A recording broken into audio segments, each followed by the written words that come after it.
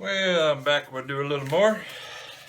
Dry that enough to put the dye on. This one's a antiquing process. Oh, it's really just antique dye.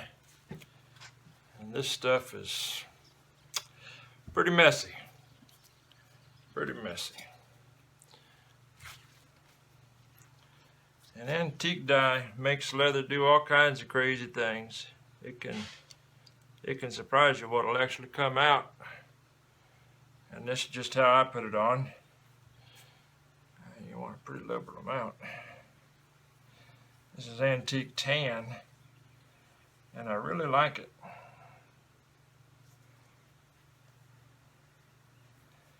I try not to get it on the rough side of the leather. Nothing wrong with doing that. I just like to not dye the opposite side. I think it lends a little bit to the fact, pretty obvious it wasn't stamped out in a factory, because it takes time not to dye the other side. It's easier if you just dip it in a vat or something. But it takes a little more time. But this is the one process where sometimes stuff slips and gets on the back, and then you have to go ahead and dye it. Yeah. This goes on, and then it wipes off.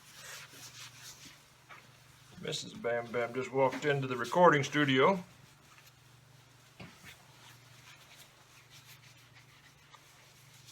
This one here is a water-based dye.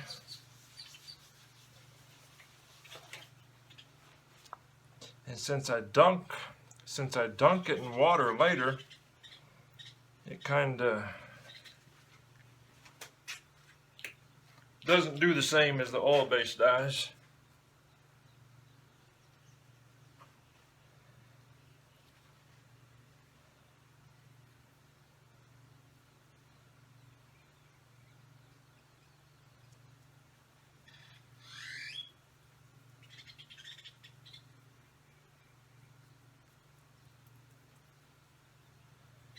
For some reason I don't talk as much when she's in here. Probably because she'll correct me.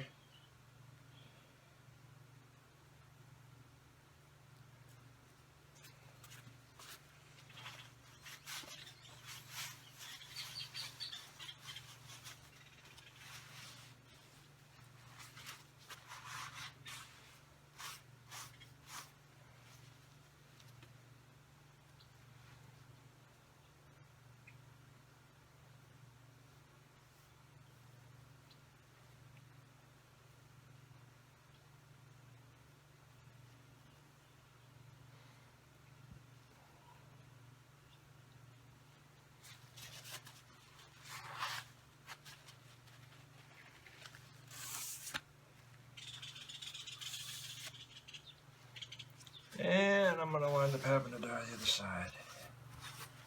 That's what I do.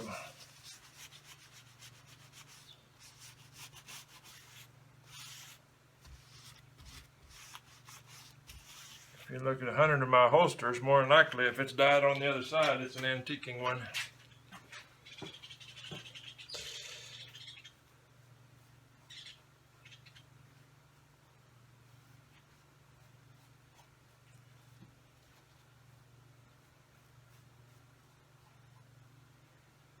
Uh-oh. You can get enough paper towels.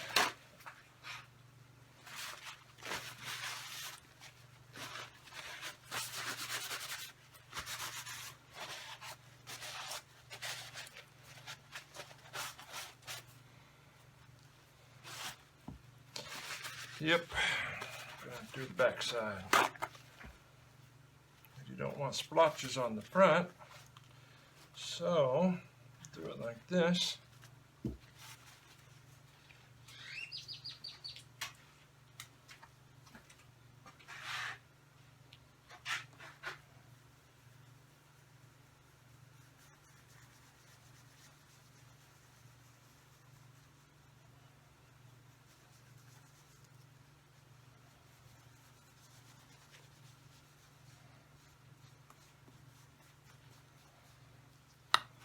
to get it on the other side, which I think I just did.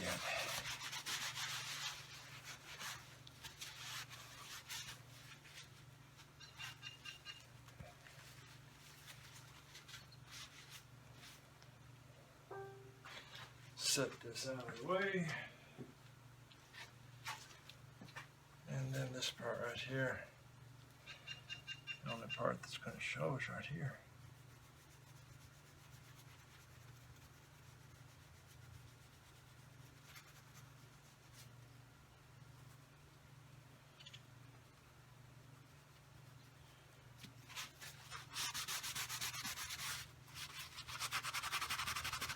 Well, that wasn't the best representation of what I like to do,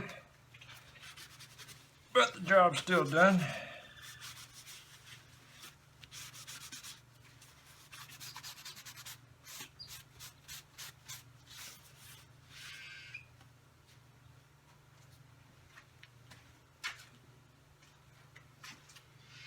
Ta-da! Nice pretty tan. I'll do the other parts here in a minute, but since you don't have the paid subscription, I don't guess you're going to get to see it. And I don't have a paid subscription, if you're wondering. Well, we're back here. Only thing I've done off camera is I buffed them.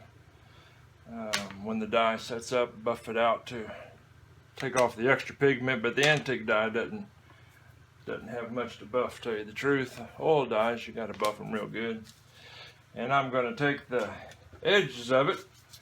This will eventually go together like such, and all these areas here and here I'll burnish, because once it's glued together you obviously can't burnish them anymore. And I'd say that's probably about half the battle, is burnishing these things. Yeah, for me anyways, time-wise. Spent a lot of time doing it. I know one guy, he was talking to me about how long it takes him to make his holsters. And he said 45 minutes, start to finish. And, well, that ain't the case here. And if you ever look at his holsters, you can see the difference. Give you a little tip: whenever you're shopping for leather goods, naturally you can find everything you need at Bam Bam Holsters. But now when you're looking, you know, the time and place, you can tell how much effort somebody's put into it is on the edges. Because the easiest place to skirt, oh, for me, if I wasn't to mess with the edges, I'd skirt about 30% of the time probably. But it's just not a finished product. I burnish with a Dremel, almost always. And all it is a drill bit, 1/8 drill bit, and it's burlap sack wrapped around it and taped in that fashion. And you can control the speed with great precision. The idea of burnishing is you get the edges wet, and I just use water right here. And then the leather expands. For the most part, that's what it does, and fibers open up. And then when you apply friction and heat, I don't know how much of that you can really see, but you got the rough edge there,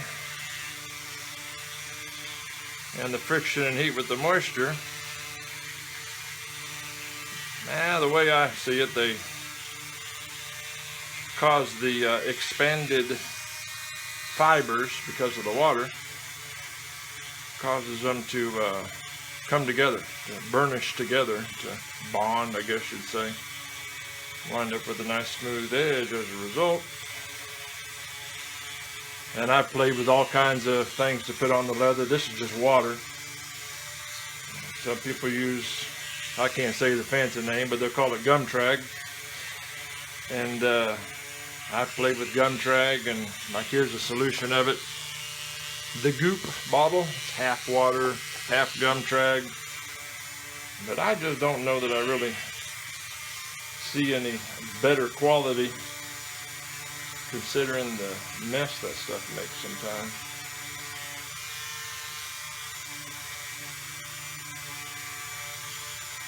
Most of this will actually get cut off.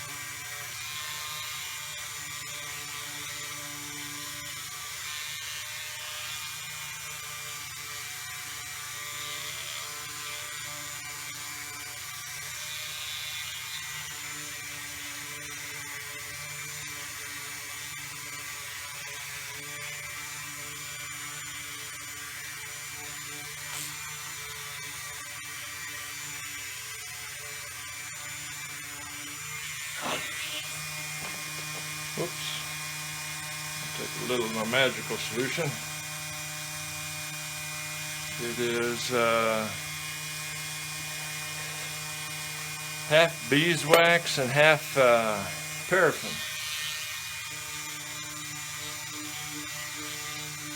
I don't really use it all the time, just kind of like when I feel I need to.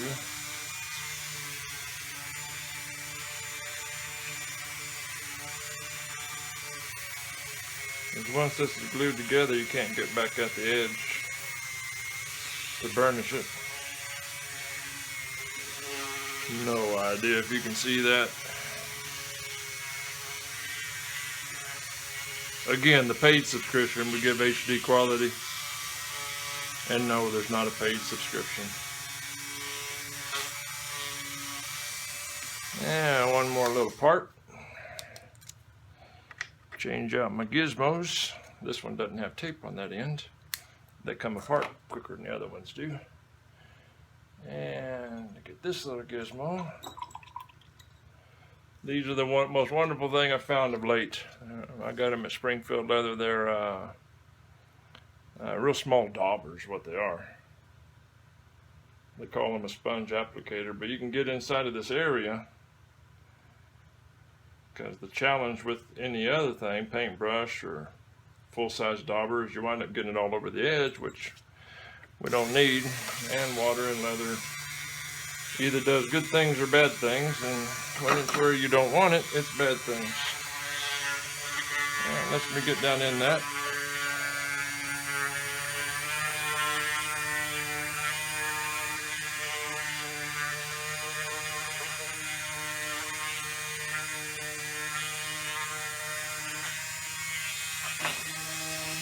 And my time's a little short this evening, what I'm actually going to do on this one. I got belts over there.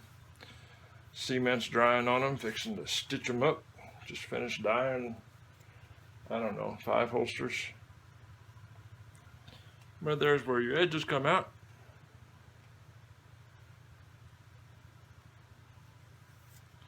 And that's probably the part I still work on more than anything. Not too sure how well you'll see this. What I'm doing is lining it up. This is where I'll wind up gluing it eventually. Making sure everything's right. And then the area that I glue needs to be marked.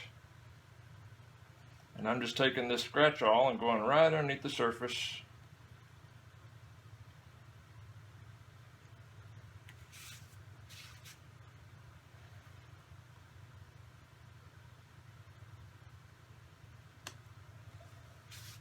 Oops. Put that back where it belongs. I'm going to make 2 marks in the corner here. I'll show you in a minute. I ain't real good at making these videos. A couple people said they was interested in seeing some on the holster, so I made that line, and now I kind of connect the dots. I can't do this left-handed, so I'm probably blocking the camera. And that'll wind up being the area that is going to be glued. There's a rough surface, smooth surface. Smooth surface is no bueno. So we're going to take a scratch awl, tear up this pretty leather, and keeping it in the lines, scoring it real good. Yeah, I can't do this left-handed either, I don't think. And just ask yourself, if I was working on your holster, would you want me to try it for the first time? I don't think so.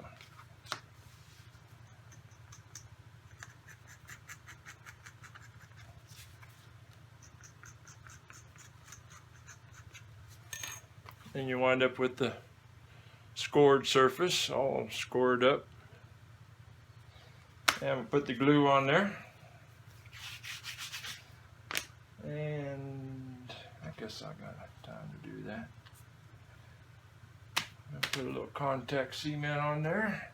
Filled up my jar just a minute ago and she's a little too full. So bear with me.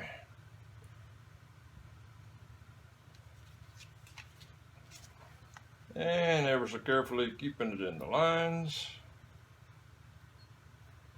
Maybe you play with leather. If you get the contact cement on the area you don't want it, you can actually, once it dries good, you can use an eraser. You can rub it with your thumb too, and it'll come off. Pretty much doesn't leave a mark.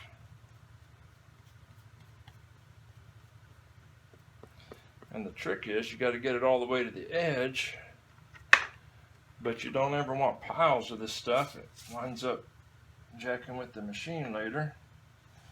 So this little part I just kind of rub it out there to the center. I'm kind of curious how much this shows up on the silly video. And dun, dun, dun. And you want to make sure you get it to the edge, but not get it over the edge. Because when the cement's there, it'll jack with the die later. So that's that piece. And I made a line here. Actually, I did not make a line there. Hold one. Let's see, where is his folder?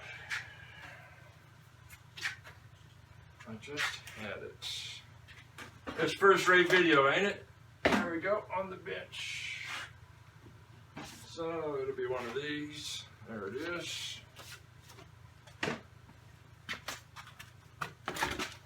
And I'm going to take my pattern, and that'll be the one. I need to get a line on the back so I can know where to run my line to. That's the line that I stitched on, so I'll give it a little more than that.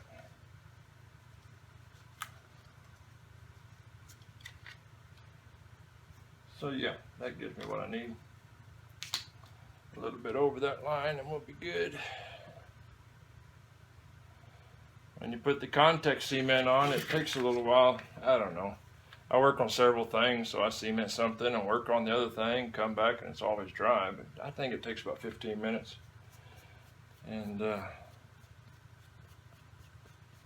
when I first started doing holsters, of course I didn't have a clue what I was doing. I didn't have a machine then either. I hand sewed. And I had the darndest time. I'm supposed to wait till it's tacky to the touch. And I went to them, asked them for candy. They don't really know all that much. Asked them for what I needed and sold me a jar of stuff, and I was using it. And it never would dry. I would wait till like the next day and it was still tacky. And I didn't know what I was doing. You don't dare rush cement, whatever you do. I'd put it together and go to sew it and it would gum up the needle and it made a terrible mess. And then later I found out that it's contact cement you want and not rubber cement. Big difference, even though they both are cements. I've learned a lot of hard lessons. So put that back in there. And those two pieces will dry for a little bit. And then we'll put it together and stitch her up. So I guess you'll get to see me on the beast here in a little bit. Well, that ought to do it for just a few minutes. And continuing on. I don't know how much time has passed. I sewed 3 belts, had a customer here, and now the rule of thumb is the contact cement is just pretty much dry. I mean, it's a little tacky, but you don't want it to be gluey. And then with great caution and care, you gotta line the puppy up.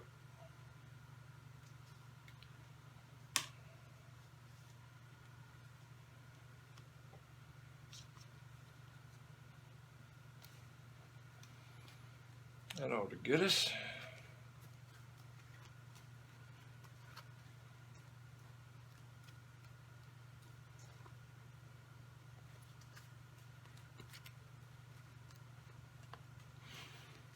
And she'll be ready to go over the sewing machine.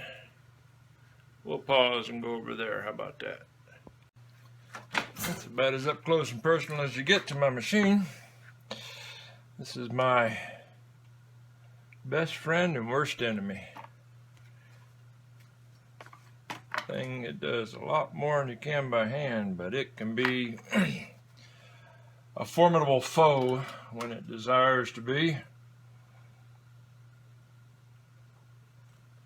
Just line her up. I never sewed a day of my life till I got this machine. And then you go sewing through, that's a 1/4 inch of medium. Complicates matters sometimes. Guess you can, man, you got a good view of that, don't you? And you take her slow and steady.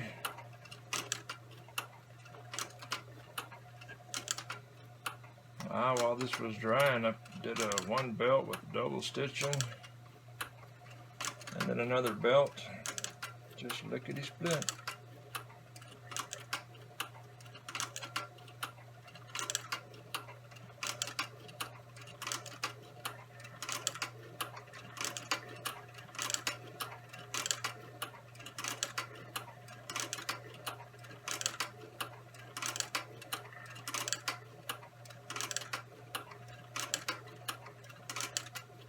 I meant to mention this antiquing die is, you know, by name alone, it's antique. And part of the reason of that is that every nook and cranny, every stamp, every place I've drawn a line, or if there's a mar in the leather, a little bitty one right there, you'll find it'll be a darker color.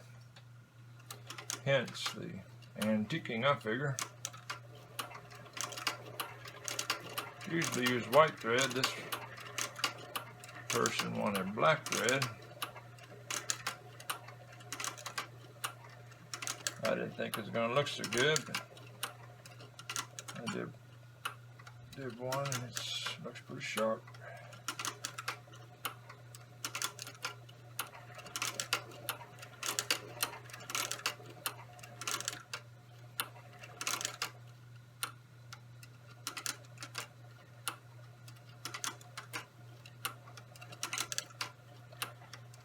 If you watch many videos about this, I may not be real impressive on the machine. Some of them guys can go lickety split.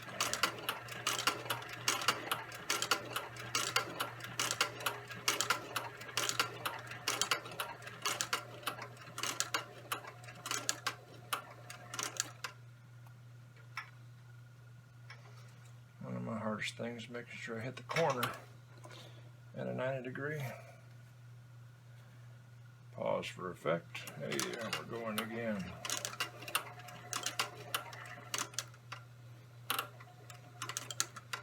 That was a funny noise. This machine makes so many different noises, and there's a new one coming out I've never heard before. I don't know what it's doing. One of these days it'll just explode on me, I figure.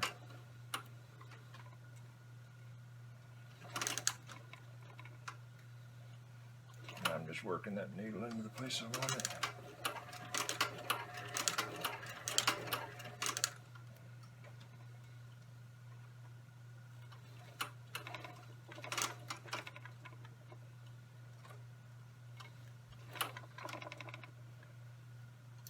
Still got off a little bit. We won't tell that's not the first time I've ever gotten off on a corner. Okay, now I'm mumbling.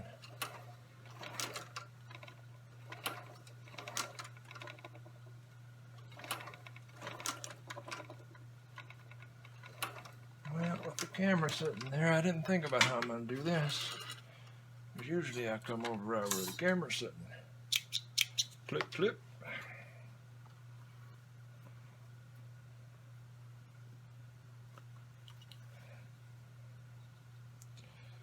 Give her a little clip.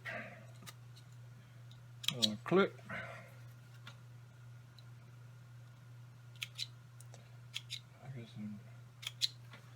And some of that army training. Burning threads. If you don't know what that means, you wasn't in the army.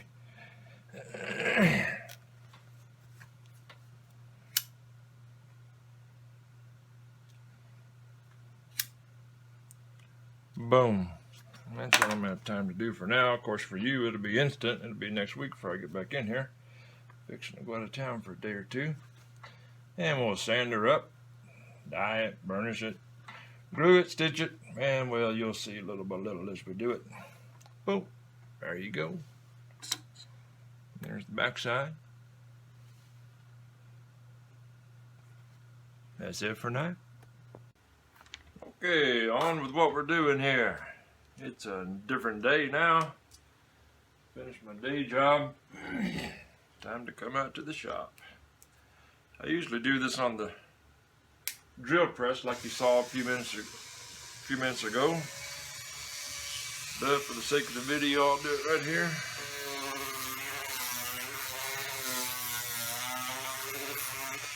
You can see what we start with. The edges are going to be as close as you can get, but you're going to need sanding.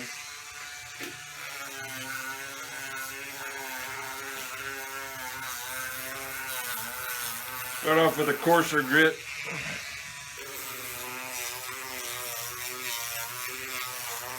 Sometimes it can be quite a bit to take off, sometimes not so much.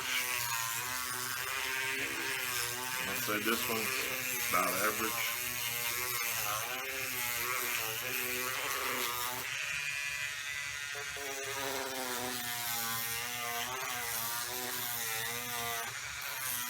Of course, the whole deal is to get her nice and flat.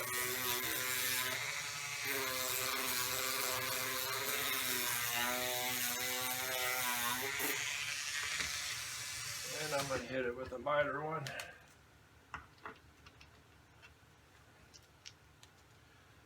And the smoother you get it before you burnish it, the better the burnishing will go.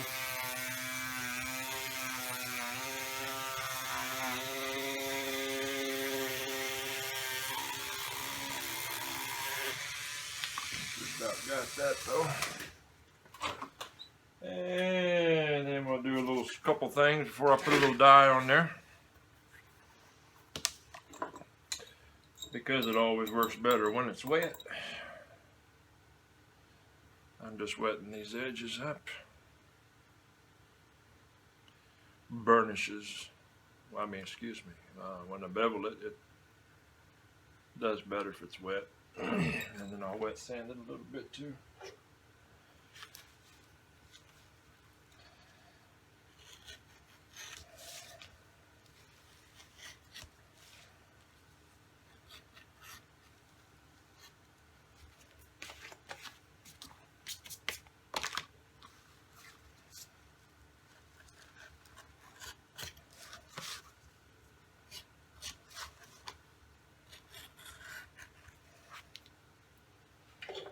I'll put just a little more moisture on there. I just started doing this part here a little while back and it seems worth the effort. I think this is 1,000 grit sandpaper and basically wet sand it a little bit just to get her extra good and smooth.